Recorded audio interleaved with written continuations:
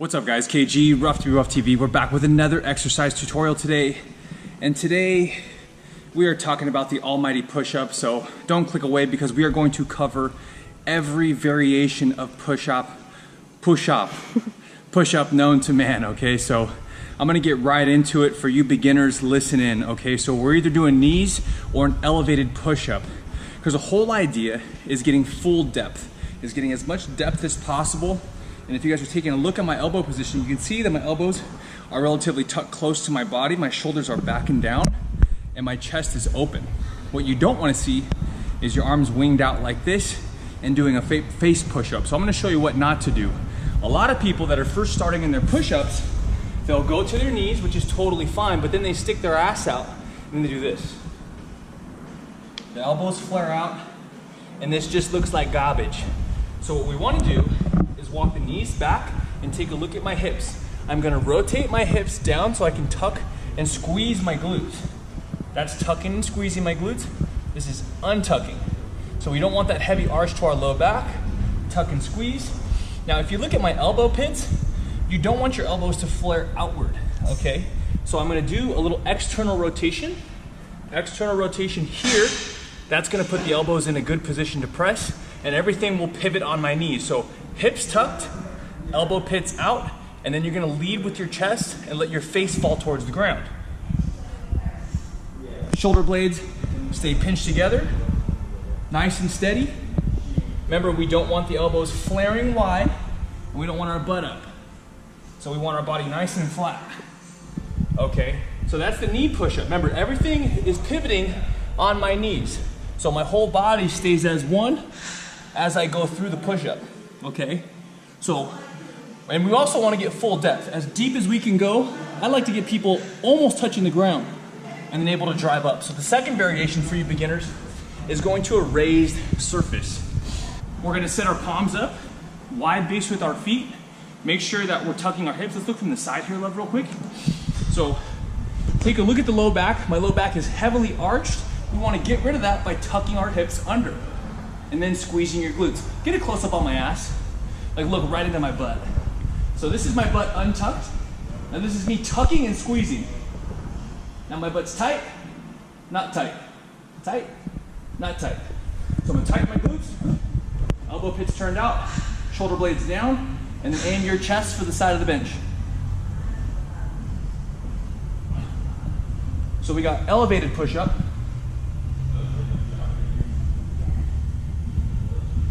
Okay, moving on from there, we just got our regular push-up, okay?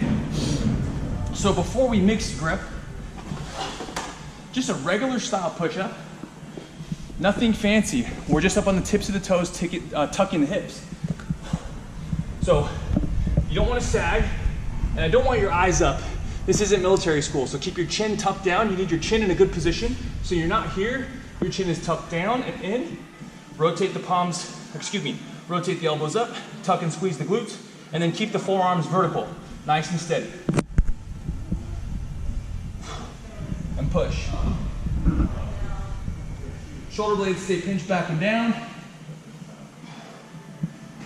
Slow and controlled reps as always. So we've gone over the knees, we've gone over elevated, and then regular. The next step is you can start varying your grip. So I'm sure you guys bought these off QVC, perfect push-ups, or even you can use some kettlebells on the ground.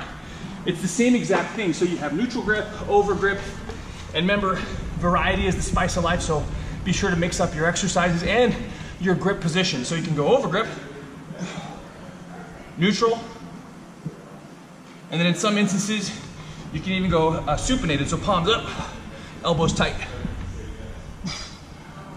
All of them are going to activate your chest, shoulders, and triceps a little differently. So if you're using kettlebells, beware to make sure that these are stable, because I've seen a lot of people go into kettlebell push-ups and their weight's too far on the outside and the kettlebell will collapse. So be sure that you can hold basically like a straight arm plank first. Can I stabilize plank? And then once you can stabilize plank, make sure your gravity, your weight stays over the kettlebell as you're lowering yourself. And always slow controlled repetitions on the way down and on the way up. So then you have your kettlebell push-up. The thing about the kettlebell push-ups too is you can actually work on getting into a deficit, meaning getting your chest just as deep as your wrist. So it'll look like this. So this is like gonna be a heavy, heavy stretch in the pecs. If you got shoulder issues or have a problem positioning your shoulders, I would probably recommend not doing this. So you're gonna see super deep, deeper than normal. Big stretch in the pecs. Drive and push. This is a deficit push-up, kettlebell deficit. Okay, so we've gone knees, elevated surface, regular, varied grip. Now we can go feet elevated, meaning we're gonna declinate our body, or be at an incline actually. So you can find a 12, 16, a 4-inch box. Usually the smaller the box you start with, the better. Same exact thing. Feet up on top of the box. Take a look at my hips. Tuck the hips, squeeze loose. Push up onto the toes. Lead with your chest.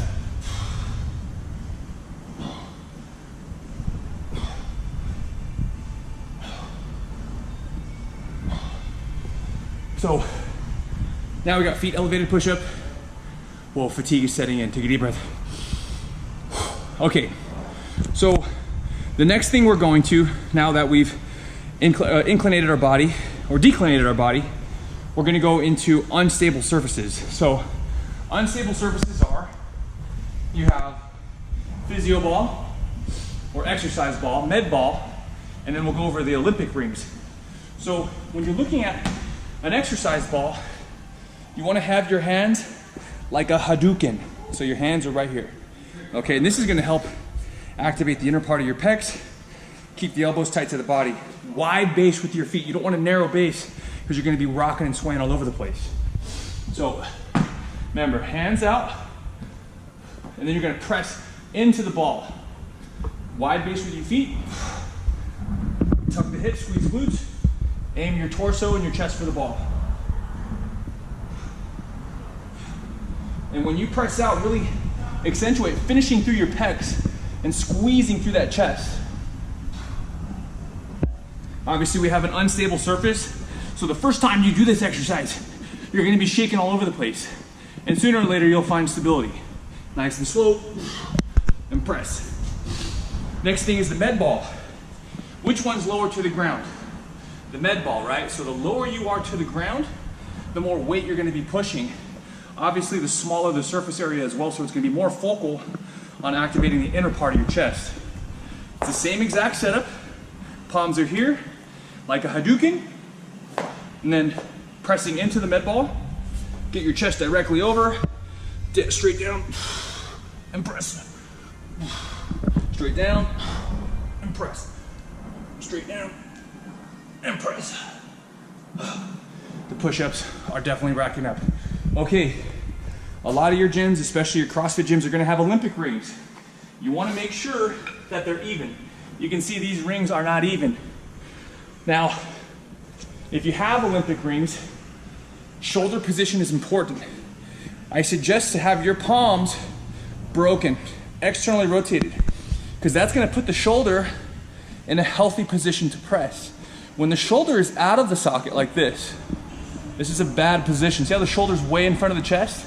What you wanna do is get this bone, the humerus, into the AC joint by externally rotating and getting it in to the socket. So not out here. This is your press position. See how my chest opens up? Now my chest is closed, chest is open. And then the rings are gonna track right outside of my torso, and then I'm gonna press. So you wanna ideally get the rings set up about shoulder width. Now, if you're a beginner, you're gonna have to walk yourself out like this, okay? If you're a better athlete or a stronger athlete, then you walk yourself lower. Now you're gonna have to press more body weight. So remember, create torque in the shoulder. Right here, you're not over grip.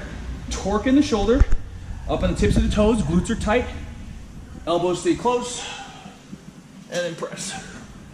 Elbows stay close, and press. Elbows stay close, and press. Ooh, that's hitting a lot of pec. So, and remember, like I said, if it's your first time doing this, Then you're gonna walk out so you won't have to press as much of your body weight. No shame in starting here. Remember, form first before everything. So we've gone over every version of the push-up. Now it's time to add weight. We've mastered all these other variations of the push-up. Now let's add some weight. So it could be 5 pounds, 10 pounds, 25 pounds, 100 pounds, depending on how strong of an athlete you are. The tricky part is setting this up by yourself. I've done this in videos past, but I'm gonna do it again because maybe you haven't seen that vlog. So 10, a 25 pound plate. For the sake of showing off, I'm gonna use a 45 pound plate. Here's the setup. You have to get to your knees. Okay, this is tricky. You're gonna take the plate close to your torso, just like this, up and overhead. Once it's behind your head, you're gonna have to lean your torso forward and then go to one hand. See how I'm still holding on to the plate? Leaning my torso forward, my back is flat. Now I'm set up. And you can kind of shimmy the plate into position. No need to rush. Set your feet up. Hips are tucked. I'm not here. Tucking my hips, up on my toes. Nice, good, strong push-up.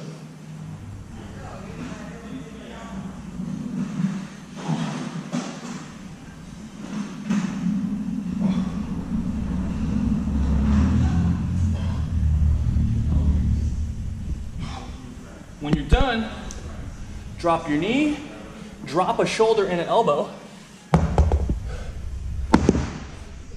and just let it fall right off your back just like that, guys. This is the ultimate push-up progression video. Thanks for tuning in, guys. If you found this video useful, click that blue thumbs up. If you're new around here, don't forget to subscribe. I'm KG. This is Rough to be Buff TV. Thank you so much for tuning in.